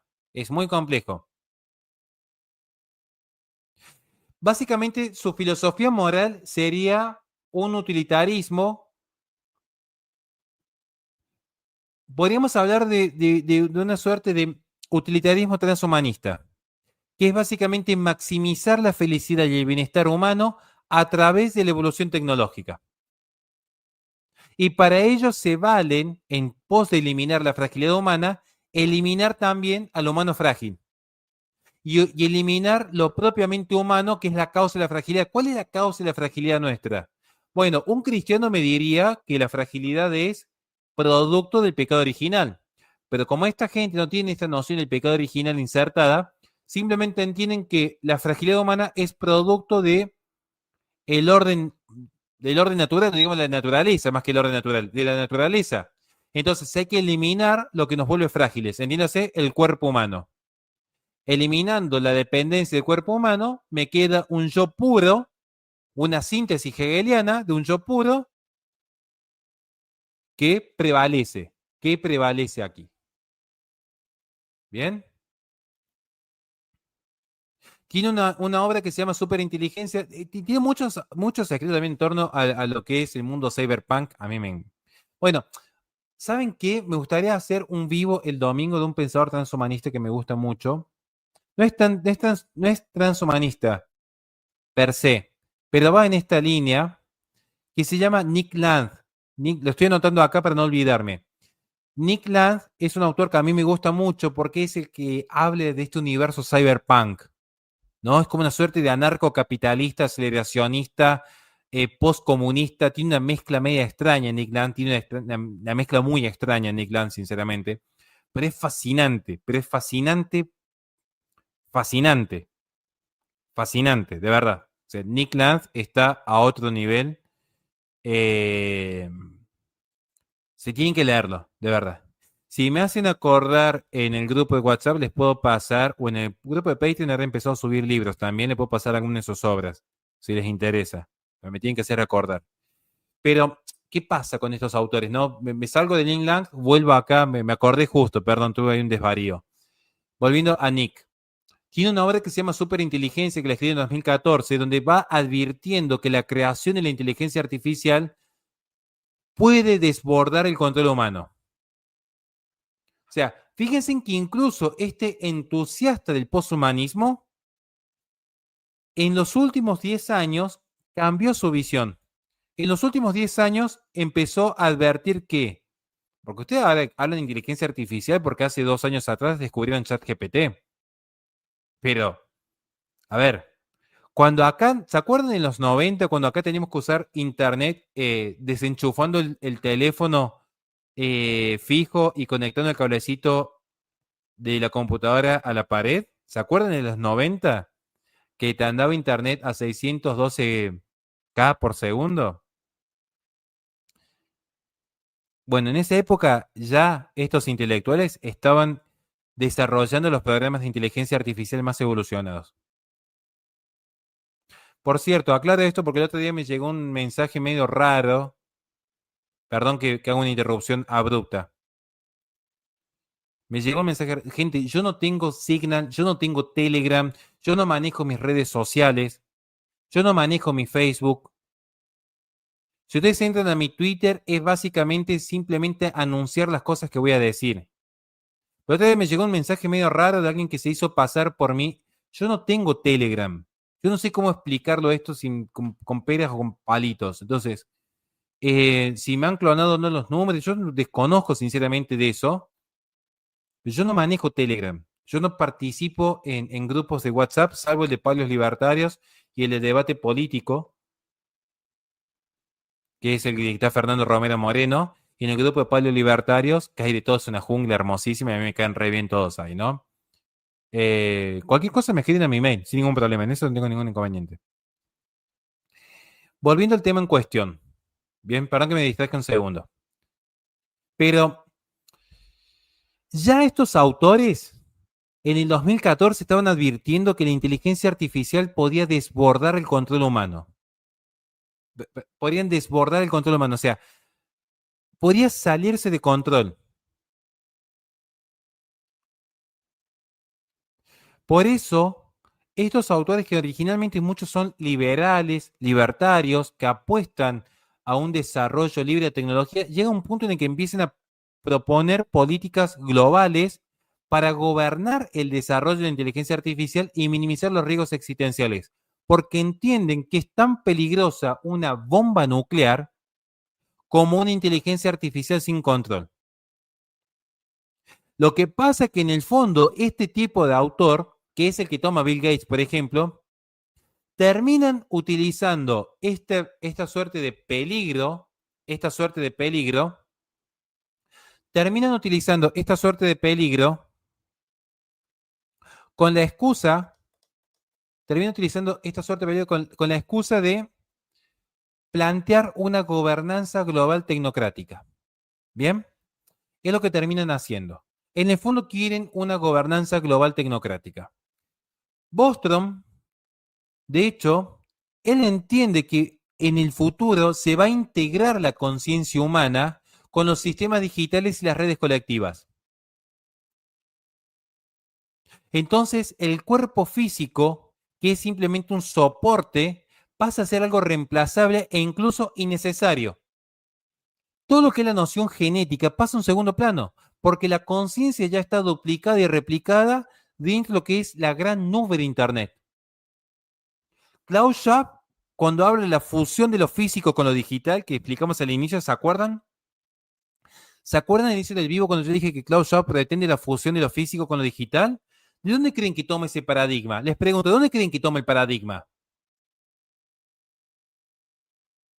Entonces, acá es este autor que se vincula a Klaus Schwab. Miren. Y ahora voy a hablar también de este autor, ¿no? ¿Cuántas diapositivas me quedan? Me quedan 2. Bien. ¿Vamos bien hasta acá? ¿Seguimos o no seguimos? Pónganme en rápido si seguimos o no. Quiero aprovechar acá a hacer un comentario. Gracias, Radi Meli Soto. Muchas gracias. No veo nada. Tengo los anteojos que no sé dónde. Acá están los anteojos, pero no que me los puse. Y gracias, Javi Martínez. Gracias por el apoyo a todos, de verdad. No sé, de lo que me están viendo acá, quieren que sigamos, ¿no? Seguimos. Bien, me queda un autor más. Miren, no sé si alguien vio Evangelion. Neon Genesis Evangelion. No sé si se acuerdan lo que pasa al final cuando Shinji tenía que elegir entre que los seres humanos conserven su individualidad, que sean sustancias únicas e individuales, y que en consecuencia, si elige que los seres humanos sean individuales, con ello implica sufrimiento.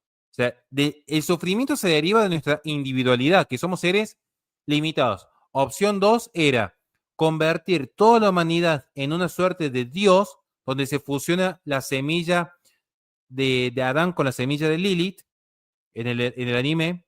Entonces, el ser humano se crea un gran Dios, y si se genera ese Dios, perdemos la individualidad, pero ya no sufrimos. O sea, desaparece el humano individual, queda un nuevo ser, un poshumano, y todo sería una gran mente colmena. Estaríamos todos interconectados en una mente colmena. ¿Bien?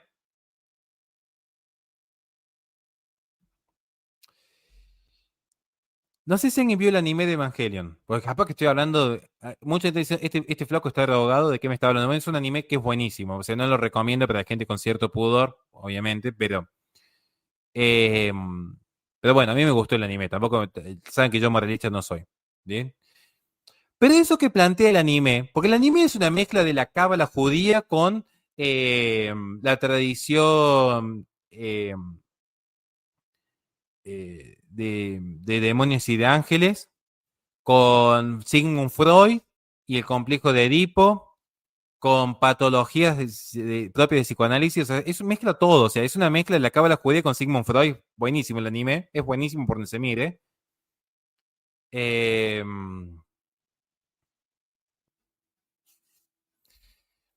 Pero que en el fondo, el final de Evangelion tiene mucho que ver con lo que estamos hablando aquí. Acá está la discusión. ¿Queremos seguir siendo seres limitados que sufrimos y conservamos nuestra libertad? Siendo seres finitos. O, opción 2, renunciamos a nuestra individualidad, renunciamos a nuestra libertad, pero también renunciamos al sufrimiento. Sería bueno hacer una encuesta, ¿no? A ver, voy a hacer una encuesta. Voy a hacer una encuesta ahora antes de terminar el vivo. Ustedes ponen, voy a poner, prefieren. O sea, es una cuestión de elección, ¿no? Prefieren individualidad individualidad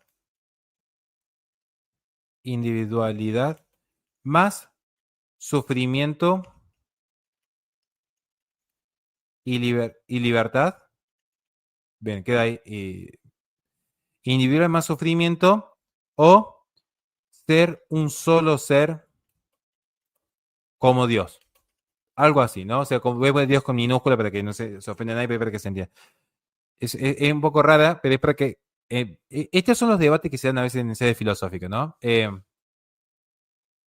Vamos a ver cómo salen las encuestas, ¿no? Porque esto es lo bueno que uno puede elegir. O sea, porque la tentación de no sufrir y ser como los dioses, ustedes dicen, no, miren, acá antes de terminar, muchos están poniendo, prefiero individualidad más sufrimiento. Claro, acá todos queremos, parece la opción moralmente correcta. Yo les pregunto a ustedes, ¿cuál fue la tentación de Luzbel a Adán y Eva? ¿La tentación cuál fue? La tentación fue, seréis como dioses. Ajá, fantástico, ¿bien? Muchos dicen, no, yo elijo la individualidad. Cuidado, que la tentación de ser como los dioses, si pecó Adán, que no tenía pecado original, nosotros con pecado original, ¿cuánto creen que vamos a resistir la tentación? Les pregunto, ¿cuánto creen que vamos a resistir la tentación de querer ser como los dioses? Si cae la tentación Adán y Eva, que no tenían pecado original, ¿ustedes creen que es tan fácil resistir la tentación de querer ser como los dioses? ¿Saben por qué digo esto? Porque yo cuando yo doy un autor, me gusta ponerme en la piel del autor. Aunque yo no comparta su pensamiento, el transhumanismo existe porque somos seres que nos tentamos con mucha facilidad. Somos seres que caemos rápidamente en la tentación. Entonces, claro que tenemos un discurso moral.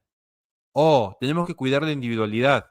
Sí, pero vamos a los hechos. En los hechos, si Adán y Eva pecó, ¿qué nos hace creer que nosotros vamos a ser tan buenos cristianos al final del día? ¿Bien?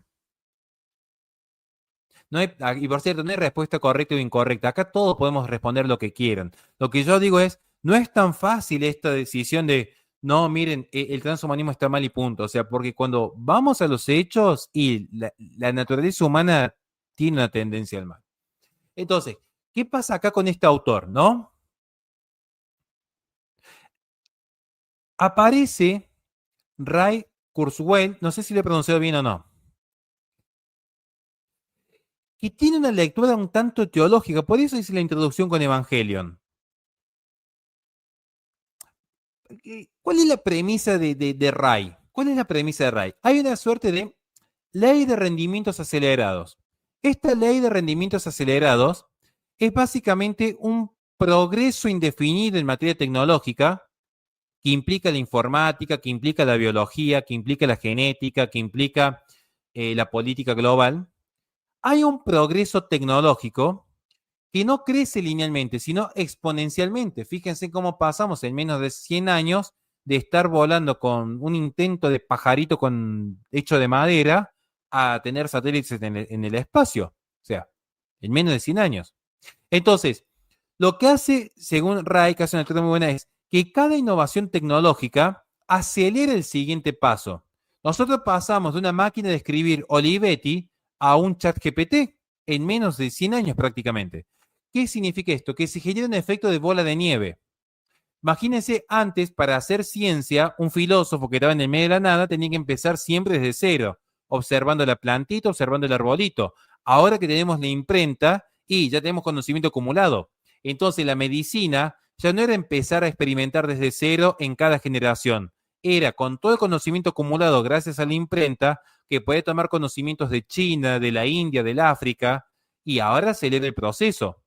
Entonces el conocimiento se vuelve exponencial. Esto es algo cierto. Ojo, lo que está diciendo Ray es totalmente cierto. Fíjense qué rápido que pasamos. A ver, ¿qué música escuchaban sus abuelos? Vamos al caso. ¿Cómo escuchaban música sus abuelos? Sus abuelos, ¿cómo extraño a mi abuelo? Pero bueno. Nuestros abuelos, yo me acuerdo que tenían esos discos de vinilo gigantes, ¿no? Tenían esos discos de vinilo que encima tenías que disfrutarlo porque se te acababan en cualquier momento. Tenían el tocadisco, como ven acá, ¿no? El famoso tocadisco. ¿Bien? tenían el famoso tocadisco, ¿no? Fíjense que nosotros, lo que somos la generación millennial, bueno, yo estoy medio rara mi generación, yo nací en el 87. Nosotros pasamos yo tengo 38 años. 38 años. ¿Bien? Yo me acuerdo, tengo una foto hermosa con mi mamá. Tengo una foto hermosa con mi mamá que yo estaba escuchando un cassette en una radio, eh, escuchando el cuento de Dumbo. Estaba con mi mamá escuchando el cuento de Dumbo con mi querida mamucha. Creo que fue la mejor etapa de mi vida, sinceramente, ahora que lo pienso, ¿no? Eh, con un cassette de cinta magnética. Yo con 38 años pasé de tener 5 años escuchando un cassette, actualmente estás escuchando cualquier canción de la historia con auriculares que ni siquiera tienen cable, en menos de 38 años. O sea, en el camino pasamos por los Dixman, por el MP3, el MP4, pasamos por los videos de YouTube, pasamos de un MTV que hacía música, ahora que nosotros tenemos el Spotify. Esto fue una revolución impresionante. Estamos hablando de que en 3 décadas cambió por completo solamente la industria de la música. Imagínense ahora esto en materia de Internet. Nosotros pasamos de tener una conexión del MC2, ¿se acuerdan del MC2? Jugando un autito jugando al Príncipe de Persia en 2D. Actualmente tenemos los cascos de simulación de realidad aumentada. Pasamos de un Príncipe de Persia hace 20 años atrás prácticamente. Hace 20 años atrás, ustedes y yo estábamos jugando el Age of Empires, el Counter-Strike 1.6. Ahora que estás viendo juegos que tienen un nivel de detalle hasta la gota de agua, cómo se corre por el guante del soldado. Entonces, eso es lo que está viendo acá el autor. La ley de rendimientos acelerados, porque cada nueva tecnología se acumula con la anterior y optimiza el proceso ya no lineal, sino exponencial. No es que crece la tecnología 1, 2, 3, 4, 5. La tecnología crece 1, 2, 4, 8, 16, 32, 64, 128. Por eso es tan vertiginoso. El siglo XXI, el progreso del siglo XXI va a equivaler a 20.000 años de progreso de humanidad en solamente 100 años. ¿Se entiende la proporción? ¿Se entiende la proporción? Entonces, lo que está diciendo es que justamente en esa proporción, el ser humano queda obsoleto. El cerebro humano, el cuerpo humano es algo obsoleto. Porque el siguiente paso evolutivo es la integración con sistemas digitales, como lo plantea la serie Black Mirror. Acá donde vienen los implantes neuronales, la interfaz de Neuralink, por ejemplo, los nanobots, el ser híbrido, el cyborg, mitad biológico, mitad digital. El otro día leí un informe muy bueno sobre los cyborg, un ensayo académico. ¿Les interesa que un día hablemos de los cyborg o no? Porque para mí esos ensayos académicos son un poco complejos. Pero podemos buscar algún profesor que lo explique mejor que yo. Son temas muy apasionantes para mí. Son temas muy apasionantes. Pasa que yo estoy viendo dónde van a vivir mis hijos el día de mañana. O sea, hoy los cyborgs, ustedes piensan que es una tontería, que es como la película Terminator, es la película Robocop. Es mucho más complejo. De hecho, ya existen. Y entonces lo que se plantea acá es el mind uploading, que es subir la mente. ¿Qué significa esto? La inmortalidad digital. Transferir la conciencia a un sistema computacional. Yo me acuerdo que esto me lo explicó una vez Javier Villamor, hace unos 5 años atrás más o menos. Javier Villamor me dijo que en España ya están experimentando con esto, que es replicar la conciencia en el mundo digital. Esto ya está aconteciendo. Entonces, nuestras identidades van a poder sobrevivir indefinidamente en un entorno digital. No sé si ven el capítulo de Black Mirror, San Junípero, que está en la inconsciencia albergada, ya no mueren. O sea, la conciencia que vive la etapa más feliz de la vida, concretamente. ¿Cómo se llama ese capítulo? San Juníspero. San Juníspero es un capítulo de Black Mirror. Creo que está en la primera, no, en la segunda o tercera temporada, me parece. Capítulo muy bueno. O sea, lo que tiene Netflix, véanlo, porque Black Mirror no se anticipa nada. refleja poéticamente lo que ya acontece en la actualidad, ¿no? Entonces, lo que plantea la singularidad en este autor es que la singularidad es un evento mesiánico, es el momento en el cual la inteligencia artificial supera la inteligencia humana y se genera lo que es una explosión de inteligencias. Una explosión de inteligencias que transforma toda la realidad y la conciencia del hombre. Es un proceso irreversible, pero es también un proceso liberador, porque la humanidad trasciende los límites biológicos, trasciende la limitación material. Es una suerte de estructura mística, es una estructura mística con la promesa de redención, con la promesa de inmortalidad, con la promesa de omnisciencia, con la promesa de omnipresencia. Es esta estructura mística religiosa, pero sin Dios. Es una utopía tecnocrática. De hecho, Kurzweil lo que plantea precisamente es un mundo regido por algoritmos, que según él son algoritmos benevolentes. Algoritmos benevolentes que tienen una inteligencia y una moral superior a la humana, porque no están marcados por las pasiones. ¿Y a qué creen que apunta Klaus Schwab cuando habla precisamente en la necesidad de guiar la humanidad a una edad inteligente?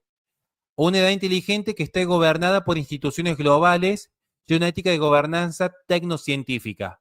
¿Ven el paralelismo? ¿Ven cómo se vincula? ¿Entienden el contacto que tiene con Klaus Schwab o no? ¿Se está entendiendo o no?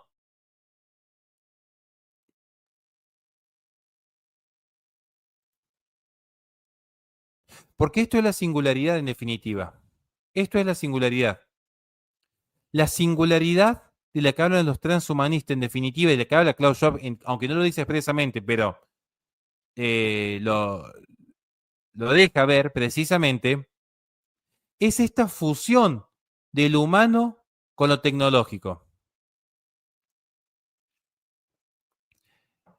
Es el posthumano, es la muerte del hombre y el nacer del poshumano, el nuevo hombre. Ya no es el nuevo hombre nietzscheano, es el nuevo hombre ya sin los limitantes biológicos, morales, familiares, nacionales. Ya no hay límite alguno. La imaginación del poder, diría Herbert Marcuse, Revolución del 68 en Francia, culmine de la posmodernidad. La imaginación del poder. No vamos a tener límite algunos. La singularidad es el mito fundador del transhumanismo, o del poshumanismo en este caso. Y es a donde apunta Klaus Schwab. ¿Bien? Y esto es un poco lo que tenía para compartir hoy día. Quiero dar un mensaje final antes de partir. Si me lo permiten, quiero dar un mensaje final antes de partir. Espero que les haya gustado el vivo, por cierto. Espero que les haya gustado. Miren, les quiero compartir algo antes de irme. Tengo un amigo que se llama Sebastián. No sé si ven ahí en pantalla. Acá está su canal de YouTube. Lo pueden ver. Tiene un solo suscriptor y un solo video. Y ese único suscriptor, de hecho, tiene un solo suscriptor que soy yo. ¿Ven? Es muy gracioso. Yo estoy suscrito a su canal. Es un amigo de verdad y es muy buena gente. Y empezó un proyecto humilde de querer armarse su pequeño canal de YouTube. Y bueno, yo los invitaría a que lo vean. A mí me gusta, es un amigo de hace muchos años. Y la verdad es que me gustaría que en este proyecto que empieza él, que lo empieza de manera muy humilde, le vaya bien. Así que si lo pueden apoyar, suscribirse ahí, comentarle el video. A mí, cuando yo empecé, me apoyaron muchas personas desde cero. Yo las tengo presentes siempre en mis oraciones. Y creo que tenemos que ser muy leales en la vida. Entonces, así como hay gente, hoy quizá nosotros estamos bien, estamos casi cerca de los 60.000 suscriptores. Bueno, ¿por qué no darle una mano a los que vienen de abajo también? La vida no se trata de ser egoísta, decir quiero todo para mí, sino también aprender a darnos a los otros, ¿no? O sea, aprender a darnos a los otros. Y bueno, yo los quería invitar para que este amigo nuestro también pueda ir creciendo de a poquito, ¿no? Entonces ahí está el link de vuelta. Se suscriben, le comentan, le mandamos parte de Horacio. Así que bueno, eso por ahora. ¿Qué más les iba a decir? Bueno, gracias a la gente que nos apoyaron, ¿no? Gracias a la gente que nos apoyó, a todos los que están acá. De verdad, de verdad, muchísimas gracias.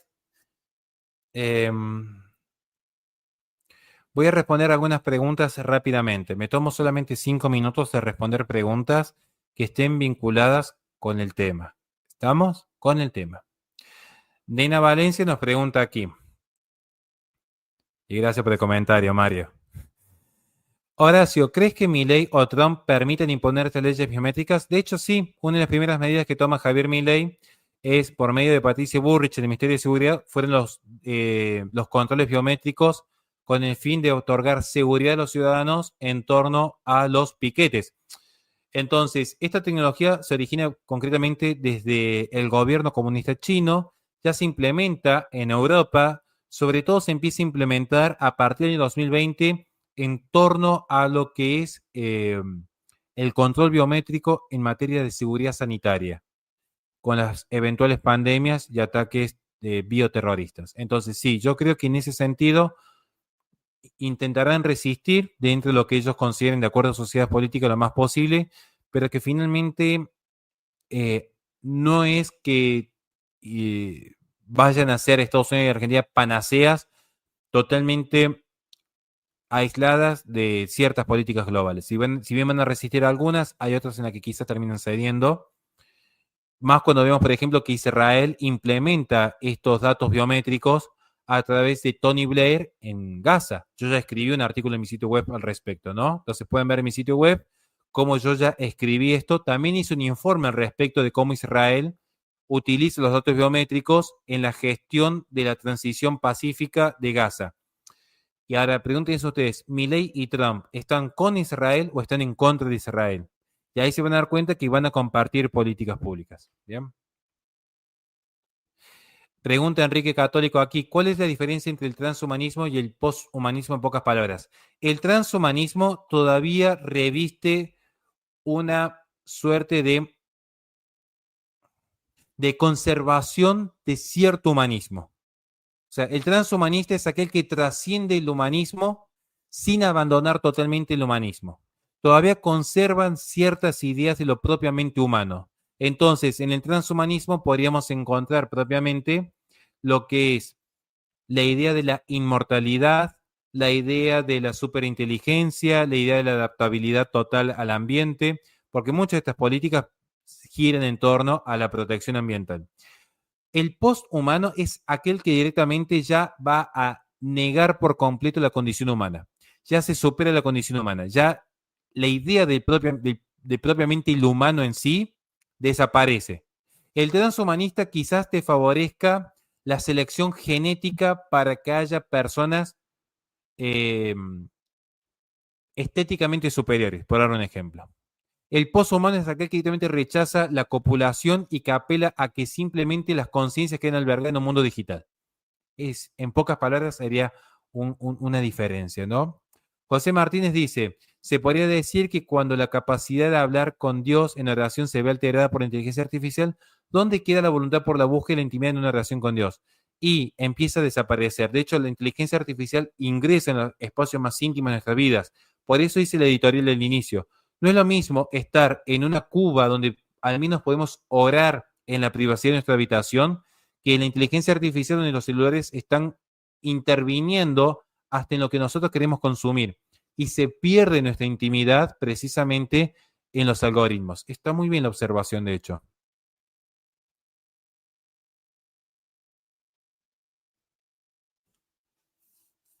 Respecto a los cyborgs, no se escribe así, no se escriben así los cyborgs, por cierto, ¿no?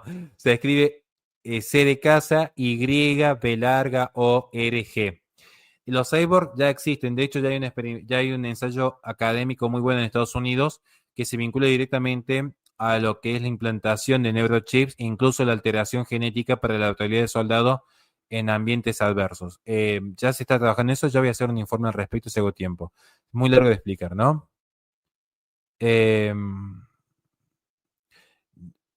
No he visto la serie Panteón, pero si me la recomiendan, la voy a ver. Si me recomiendan, la voy a ver. Gracias por estos comentarios generosos. Nos suben el ego, gracias. Listo, no hay más preguntas. No, bueno, gente, espero que les haya gustado el vivo de hoy. Si me pregunta algo mi hermano mayor, respondo, porque si es mi hermano que pregunta, se responde. Dice, ¿qué es el control total? Para nosotros los cristianos sabemos quién tiene el control total. Aquí aplica el participar de Dios. El control total en términos propiamente ideológicos, lo que hablamos aquí, ¿no?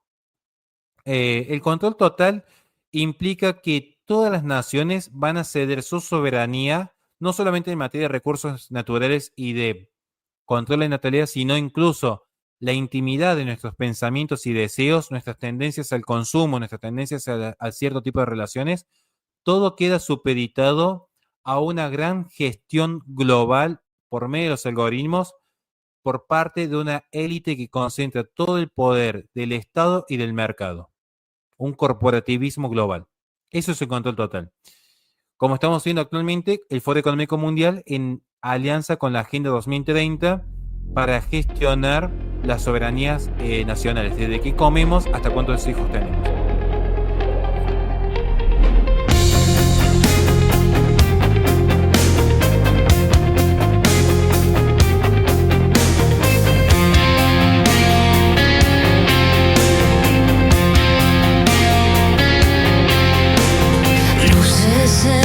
Cielo nadie explica, sombra entre las nubes, algo se aproxima. Dicen que vienen de otro lugar, pero mi alma sabe esto no es normal.